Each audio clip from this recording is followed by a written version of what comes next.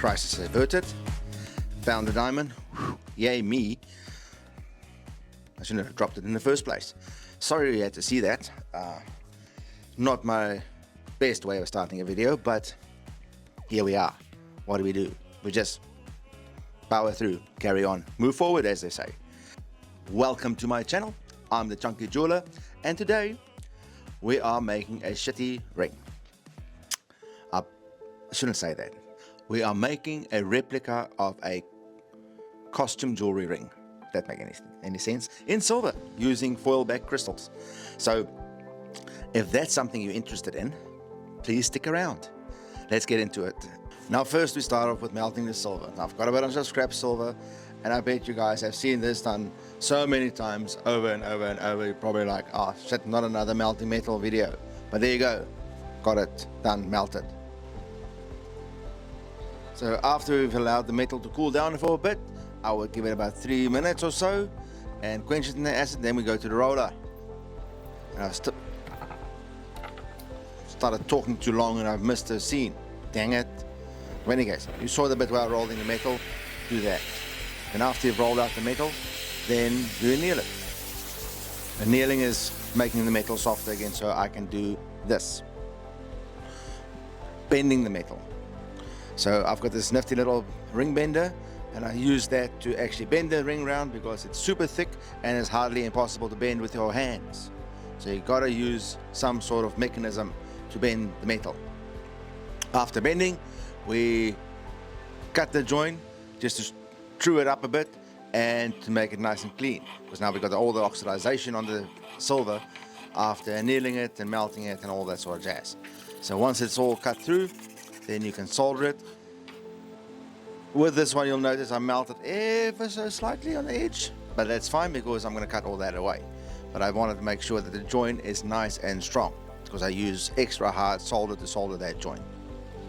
Once it's all soldered, you make sure you cool down first, and then you can tap it round. And just tap, tap, tap, tap, tap, tap, tap all the way around. Make sure it's nice and perfectly round, because you won't be able to change the shape again. Make sure it's on size. Once it's on size, you'll notice I'm starting to mark out the 4 quarters of the ring, so we can get our center point and then calculate where the setting would end after we've measured our stones. And remember, like I always say, measure twice, cut one. Me from the future here. Remember when I said measure twice, cut once? I kind of forgot that to follow that same rule, and I had to make the setting a bit wider because I didn't measure properly. Make sure you measure properly. And don't be an idiot like me. And see, even with 30 years experience, you can still make mistakes. So take it with a grain of salt or a bag, whatever works. Back to the video. So first off, I start by filing some strips to the width that I need to actually make the side of the bezel bigger. So I only rolled out metal about 1.5 millimeter, started shaping it a bit, and then I decided to just cut a few strips, pre-prep all the strips. So when I start soldering, I have everything ready and set up, so it's not a problem, and I can just take the piece and add it to the ring as I need it. Crucial part, set up the ring, get your solder ready. I used extra hard solder paste because I wanted to avoid seeing solder lines after the stone has been set. So the main trick here is to make the ring extra hot without all the other solder joints. But at least there's only one other solder joint that we had to worry about, and that I also used extra hard solder, if you remember right in the beginning. So I try to give you a bit of a first-person view of soldering, and the head did all the pieces, and after all that was soldered, I let it sit down for a bit, let it cool down, quench it in the acid, and all that was left to do is shape and get it back into, to file and get it back into shape. So now we can actually get back to making the ring. So what I generally do, I would mark the ring out, get all the measurements, then I'll mark it out with a vivid, permanent marker, whatever you want to call it, and I get a rough idea of where what the ring shape would be. That just makes it easier for the cutting process. So you cut the majority of everything away, And then once you've got your shape, your rough shape cut out, then you go ahead and start filing and trimming and get all your finer measurements plotted out and start fine-tuning your ring to get your finer measurements accurate. We've condensed this video down to I think roughly 8 minutes, but in reality it took probably about 12 hours to make, because the filing process is tedious. That's what you would spend the majority of your time on, is filing the ring into shape. Getting all this background noises here.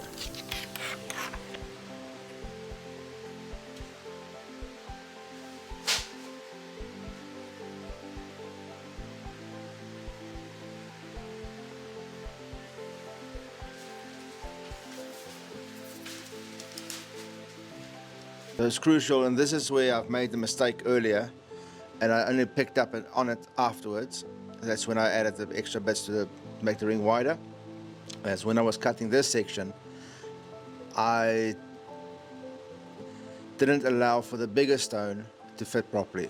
And when I built up the sides, I ended up having to build up all 6 sides, because in order to make the center one bigger, the smaller ones looked out of proportion to the bigger ones, so I had to make the side ones respectively bigger as well, so the proportions still worked with the flow of the ring. So now I've marked out the center for the stones, and this process is just drilling and shaping the inside of the bezels. And you've got to take your time with this one, because if you go slightly off center, you can still rectify, because you've got a bit of length to it, but you've got to make sure that you'll keep your walls evenly thick all the way around. And luckily with this ring, because we're using foil back crystals, the stones will be glued in and not set. And I know that's a swear word in most jewelry shops, and I think, or jewelry workshops, and I think that's why I disliked making this ring from the get-go, because it went against everything I've ever learned in my jewelry career. And it's just not something I like doing, is gluing in stones. I knew from the get-go I'd have to set these, glue these stones in, and it just sat wrong with me the whole time, and that's why I think I just didn't like this project at all. But if the customer wants it, the customer gets it. You know, I tried to convince her to use natural stones or even CZs, like lab-grown stones, in a similar color, but she insisted on these foil back crystals because she loved the look of it. And that's it. No more arguing was needed. She's paying for the ring, and I've got to make it. That's what you got to do when you're a jeweler. Occasionally you got to do what the customer wants. I'll put a close-up picture up of this tool. This is called a little ceramic tool, and I got this off AliExpress, not knowing exactly what it was.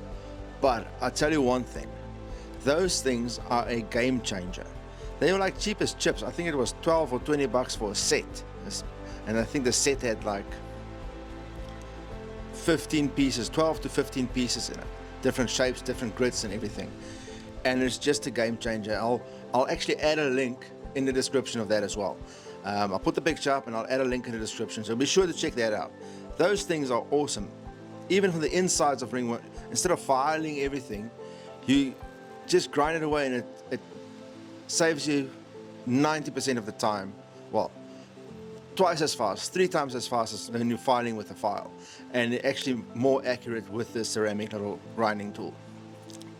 To take anything away from this video, this is the tip. This is the hot take. So after sanding the ring and making sure all the file marks were sanded away, I went ahead and started polishing it. Just short little clips, and I used a little hairbrush to do that, to get a nice finish on the ring. And then the last thing I had to do was glue in those darn stones. And I did not record that because it felt like blasphemy, using glue in a jeweler's workshop. I know. Don't say anything in the comments. Please just don't. I know. So now that the stones are glued in and the glue had time to cure, this is the final result. And I can't say that I'm very proud of it, but the customer loved it, and that's all that mattered. You know, made a happy customer, and there's a lesson to be learned in all of this. You know, it's not always about you, the jeweler, it's about the customer. And hopefully she never sees this video and find out how I really feel. Chunky Jeweler out.